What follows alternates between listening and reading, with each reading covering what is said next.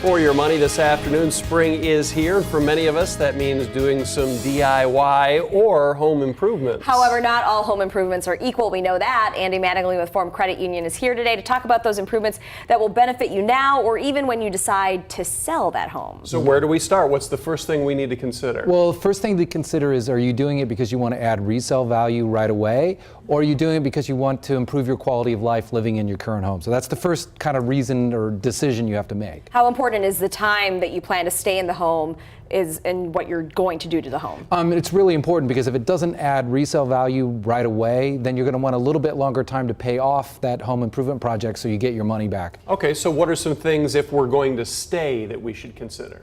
Well, a couple of easy things. Painting everything a neutral color. Oh, you said stay, right? Yeah, stay. Sorry.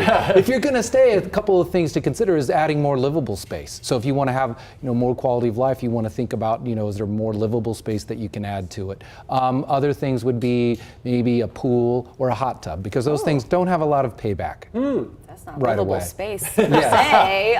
It's outdoor livable space. Sunroom is what the dream, right? Yeah. What about projects that would be good in increasing the value of the home? Well, some couple of easy ones to start with is painting everything neutral, because everyone wants to walk in and they don't like orange walls or green walls or something like that. So paint it neutral. Other places where you can get money back pretty quickly are kitchen updates and bathroom updates. Usually you get most of your money back in resale value. We see a lot of kitchens and bathrooms done on HGTV. They also do a lot of basements. What about those? Because some people really go big on basements. Yeah, basements is one of the few remodeling projects that's a win both ways. You increase your livable space, so if you're going to stay, it's great.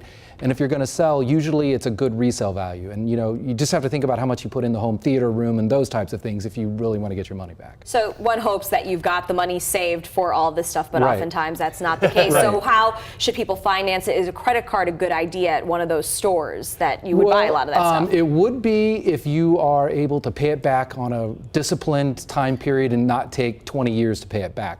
Otherwise, the option you want to use is maybe a home equity loan or a cash out refinance of your mortgage, because you're going to get lower payments, lower rates, and a little bit longer time to pay it back. And even somebody who advises people on their money would say sometimes it is okay to not go on the cheap, not like do it all yourself just to save money, because there's a lot of headaches that can come with DIY projects. Right, and a lot more expenses, as a lot of people will tell you. When you try to tackle some of those things yourselves, then you have to go in and bring in a contractor to fix all your mistakes. But there's something simple like just gardening outside will really some make little a difference. things like that curb appeal. So planting a tree, cleaning up the shrubs, putting in some flowers. Those are easy things to do that you can do yourself. And even if you're just living there and it just makes you feel better when you drive on in, just to see that. Andy, as always, thank you for that. All right, and right now,